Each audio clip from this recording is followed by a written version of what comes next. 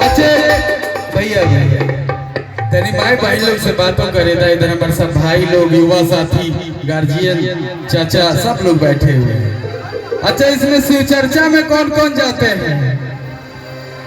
वाह, हम भोला बाबा के यो भक्त किंग हैं बाबा। और अभी एगो कार्यक्रम भी चल रहा है पटना में, आज से शुरू हुआ है बागेश्वर धाम सरकार के धीरेन्द्र शास्त्री जी के।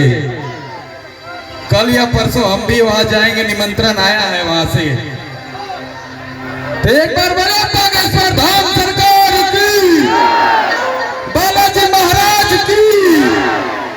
आज झूमना है, ऐसे बैठिएगा तो हम कैसे गाना गाएंगे? तनी झूमत रहो रे पगला कि बाबा धाम जय बजा के।